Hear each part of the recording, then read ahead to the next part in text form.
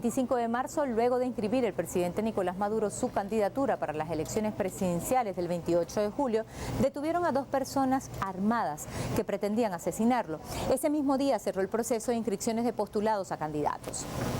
Esta denuncia de intento de magnicidio fue minimizada por los medios hegemónicos y la llamada comunidad internacional como en otras oportunidades. Y es que pareciera que la única prueba que necesitan para dar crédito a las alertas del gobierno venezolano es que se concrete el hecho, es decir, que se asesine al presidente Nicolás Maduro. Así quizás los gobiernos como el de Brasil, Colombia y otras figuras políticas que hicieron silencio frente a estos hechos podrían pronunciarse como lo hicieron con comunicados opinando sobre el proceso electoral que está en curso, inmiscuyéndose en los asuntos internos, como lo dijo el propio mandatario venezolano a esos gobiernos. Como en otras ocasiones, las graves denuncias fueron invisibilizadas para atacar la institucionalidad democrática de Venezuela, pero sí curiosamente apoyan a los que históricamente han promovido actos de violencia y desestabilización. Aquí se conjugan varias premisas: los intentos continuos por asesinar al presidente Maduro, cuyas denuncias han sido silenciadas, y la inscripción de 13 candidatos, 12 de ellos de oposición, pero que también son invisibilizados. Democracia en Venezuela versus intentos de magnicidio. Pongamos el punto en la I.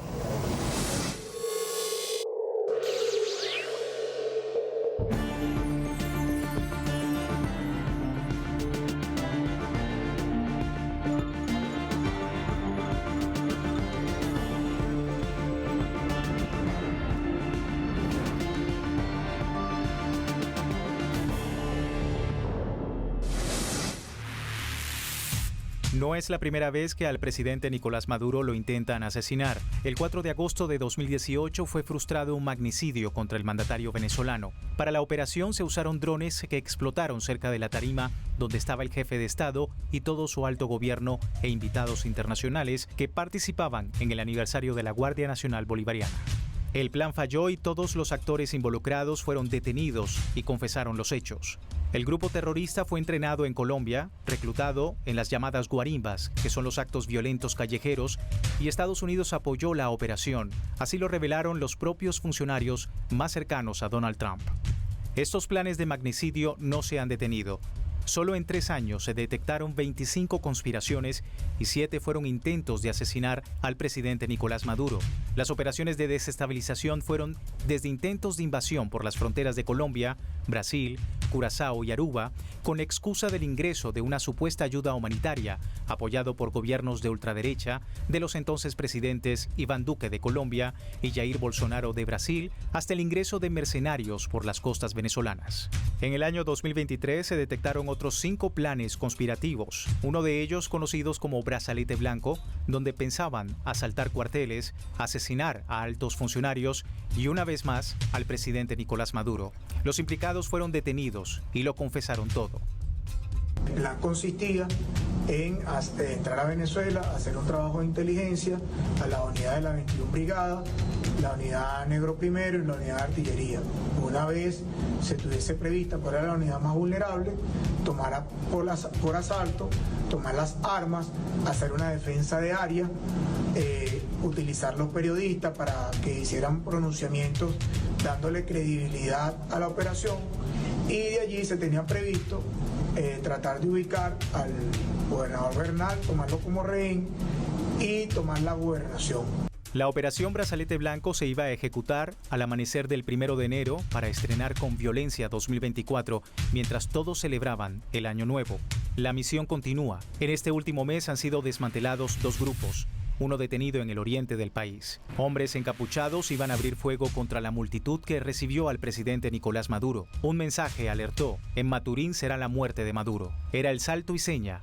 La luz verde para actuar, pero fue desmantelado a tiempo. Los terroristas fueron detenidos. Y el último intento fue durante la inscripción del acto del presidente Nicolás Maduro ante el Consejo Nacional Electoral. 2 hombres fueron detenidos con armas cerca de la tarima. Los medios hegemónicos callaron y la llamada comunidad internacional también silenció el grave hecho, pero apoyaron a los movimientos políticos que siempre han intentado llegar al poder con actos terroristas. Me persiguen para tratar de atentar contra mi vida, como se demostró ayer con la captura de 2 individuos del movimiento terrorista llamado 20 Venezuela. Será 20 terroristas. Y callan, Diosdado, callan. Los gobiernos de derecha, callan. La izquierda cobarde. No son capaces de condenar los golpes, los intentos que intentan contra la revolución, contra la paz. Bueno, no es la primera vez en el intento de asesinato contra el presidente Chávez a través del caso de la Quinta Dactari con más de 100 paramilitares o durante el evento en la Avenida Bolívar donde trataron de asesinar al presidente Nicolás Maduro a través de drones. Lo primero que hace la derecha nacional e internacional a través de sus medios de comunicación es relativizar estos hechos. Es decir, ellos se tomarían la responsabilidad de los mismos solamente si acertaran en sus planes, si lograran concretar estos magnicidios. Pero cada vez que fallan, la primera reacción entonces es culpar al gobierno, es decir, hacer de la víctima victimario. ¿Sabían que para el asesinato de un mandatario figura política se prepara a la población? Pues se le somete a una campaña de descrédito por años. Esto no es tan ingenuo, forma parte del manual de golpe blando, que en realidad es un mecanismo de intervención extranjera indirecta creado por la CIA para las nuevas condiciones geopolíticas de finales del siglo XX y principios del XXI. Así lo dice Raúl Capote, ex agente de seguridad de Cuba, que estuvo infiltrado por muchos años en la CIA y conoce el monstruo desde adentro. La guerra económica busca llevar a las personas a un estado de desesperación tal que anule su capacidad de razonar con lucidez, mientras los promotores del asesinato del carácter hacen su trabajo sucio en redes sociales. El asesinato de la reputación, y este elemento es muy importante, tiene que ver mucho con el tema que estamos tocando, o del carácter, es un proceso deliberado, dirigido a destruir la credibilidad y la reputación de una persona, un dirigente político, un presidente, un grupo social, un país, con el objetivo de aislarlo, de dejarlo indefenso ante sus agresores, así como para justificar cualquier atrocidad cometida por los que están llevando a cabo la acción. Se construye una imagen falsa de esa persona. A esa persona se le somete a un proceso de descrédito extraordinario a través de todas las vías, de los medios de comunicación, redes sociales, por todas vías. De manera que cuando ocurra un fenómeno, cuando ocurra una acción contra él, la gente justifique o encuentre de qué agarrarse para creer que la acción que se cometió fue correcta, por muy bárbara que haya sido.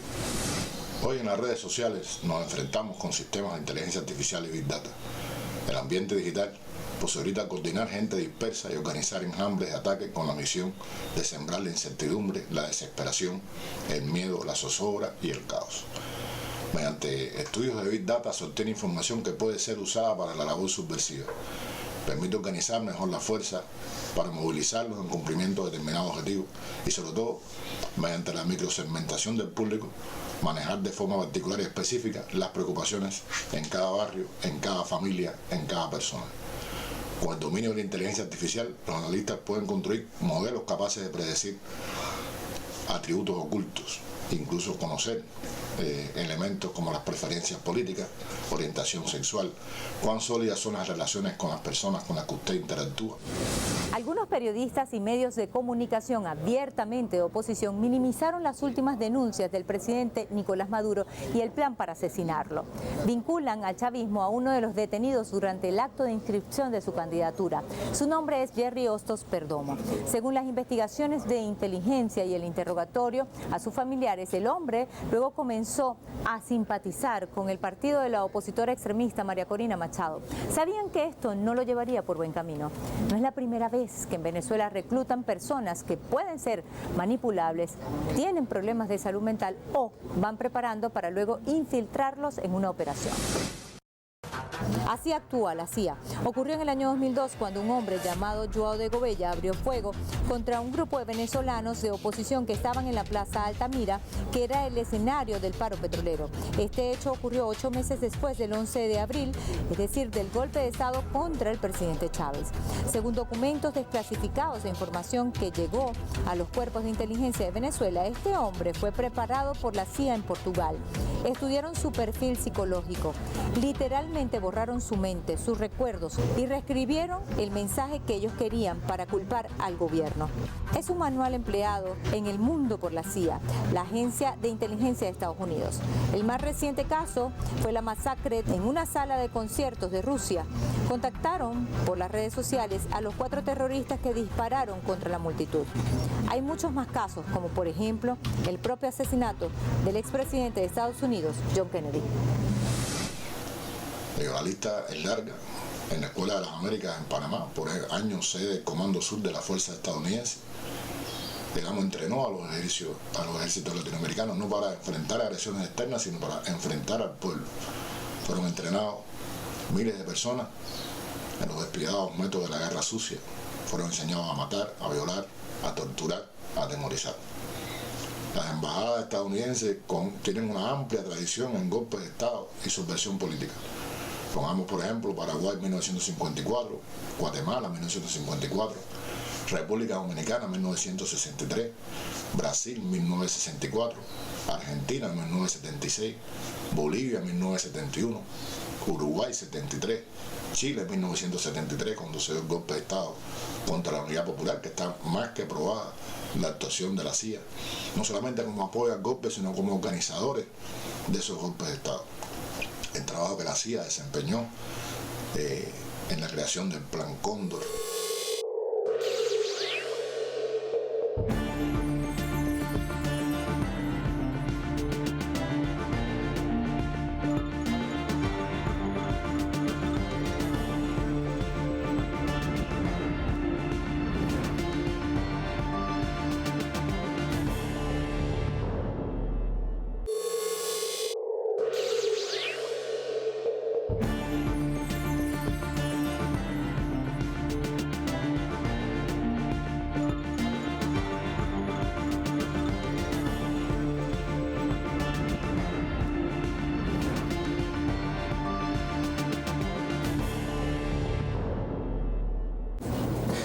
iba a suceder ese día de la detención de los dos hombres armados en la Plaza Diego Ibarra.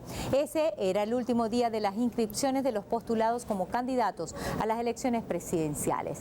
María Corina Machado, del movimiento político Vente Venezuela, ya sabía que no podía inscribir su candidatura por estar inhabilitada, pero diariamente le decía a su militancia que llegaría hasta el final. En su lugar nombró a una sustituta de nombre Corina Lloris. Esa persona no tenía tarjeta política para inscribirse y para lograrlo debían respaldarla 3 partidos políticos de la llamada Plataforma Unitaria de la Oposición. Adivinen, ninguno quiso inscribirla.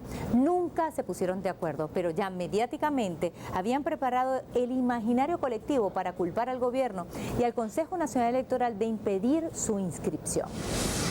Una manipulación para la opinión pública nacional, para la opinión pública internacional. Es completamente falso que se le haya negado el derecho de postulación a algún partido de oposición. Es completamente falso que el gobierno o el Consejo Nacional Electoral haya impedido que partidos de oposición postularan a, una candidatura como la de Corina Lloris o María Corina Machado. Simplemente en Venezuela tenemos que entender que ese sector de oposición que es extremista, una oposición que además se viene reuniendo en torno a Juan Guaidó, ahora se reúne en torno a María Corina Machado, es lo que ellos llaman Plataforma Unitaria Democrática, ese sector está muy dividido y muy fracturado al interno. Realmente el gran y único motivo por el cual hoy personas como Corina Lloris no están siendo postuladas es porque ellos, dentro de su enanismo político y dentro de sus peleas internas, decidieron no apoyar esa candidatura.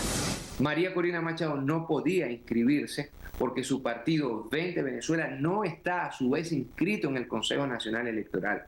Si un partido no se presenta en más de ocasiones a una elección, y es el caso de Vente Venezuela, debe inscribirse ante el Consejo Nacional Electoral, cosa que no hizo, y además si quería proponer una candidata sustituta, tenía que ser entonces a través de otros partidos políticos o de una recolección de firmas, que no hizo. En el último mes se han detenido 2 grupos que pretendían asesinar al presidente Maduro.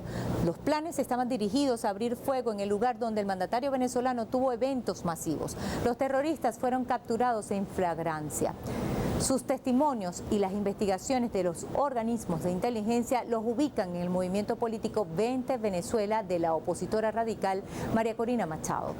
El pueblo venezolano tiene 20 años siendo sometido a una permanente operación psicológica para generar odio e instigar a la violencia y el asesinato contra chavistas y principalmente contra el presidente Nicolás Maduro. 20 Venezuela es un movimiento político venezolano de ultraderecha fundado por la dirigente política María Corina Machado en el año 2012. En 2014, el movimiento ultraderechista puso en marcha junto a otros partidos de oposición el plan La Salida para derrocar al presidente legítimo Nicolás Maduro, dejando un saldo de 45 fallecidos y más de 800 heridos. Además, dejó cuantiosos daños materiales en esa nación valorados en $10.000 millones. En 2015, 20 Venezuela no cumplió con los requisitos estipulados por la ley para que fuera legalizado como un partido político ante el Consejo Nacional Electoral. En 2017, el movimiento formó parte de la Mesa de la Unidad Democrática, que auspició durante más de 3 meses manifestaciones violentas, dejando como resultado 172 muertes y más de 800 heridos. Entre 2018 y 2019, el movimiento 20 Venezuela apoyó los actos injerencistas del expresidente de los Estados Unidos, Donald Trump, contra la democracia y la paz venezolana, al apoyar la autoproclamación del opositor Juan Guaidó como un supuesto presidente interino, tejiendo un escenario de supuesta ingobernabilidad y de Estado fallido que nunca existió. El movimiento ultraderechista 20 Venezuela apoyó el bloqueo de los activos de la empresa Petróleos de Venezuela PDVSA y el saqueo de las refinerías venezolanas, como lo fueron Citgo y Monómeros. Además, defiende que Reino Unido se haya robado las reservas de oro venezolanas y se retengan recursos financieros del Banco Central de Venezuela en bancos europeos. En 2023, el fiscal general de la Nación, Tarek William Saab, mostró evidencias en las que el movimiento 20 Venezuela recibió recursos de la ExxonMobil para boicotear el referendo consultivo del 3 de diciembre, donde se relegitimaría la soberanía venezolana sobre la Guayana Esequiba. Por supuesto que toda esta campaña que se ha iniciado en Venezuela, todas estas conspiraciones, en un momento de periodo electoral, ha contado con toda una campaña por parte de los medios, los grandes medios de comunicación, para minimizar, invisibilizar las cosas que ocurren alrededor del proceso electoral venezolano. Claro que sabemos que van a hacer todo lo posible por impedir que sea reelecto Nicolás Maduro y que pueden recurrir incluso al asesinato, que pueden recurrir, como hemos visto a lo largo de lo que hemos estado explicando hoy. Lo han hecho montones de veces en el mundo, o sea, de Salvador Allende, poner el ejemplo de Lumumba, y podemos citar muchísimos ejemplos, por ejemplo, dentro de su propio país, el asesinato de Kennedy. No olvidemos que sobre la cabeza del presidente Nicolás Maduro pesa incluso una recompensa de $15 millones por parte de los Estados Unidos. Si hay un personaje en estos momentos en la política contemporánea que está en peligro de muerte, es precisamente el presidente Nicolás Maduro. Desgraciadamente, como se dice popularmente en Venezuela, lo que no es bueno para el pavo no es bueno para la pava. Normalmente, si algo así sucediese en los Estados Unidos o en la Europa Schengen o en cualquier país de la OTAN, imagínense ustedes cómo sería el escándalo. Pero pareciese que la vida de los mandatarios, de los líderes latinoamericanos, valiera menos que la vida de los líderes del norte del planeta.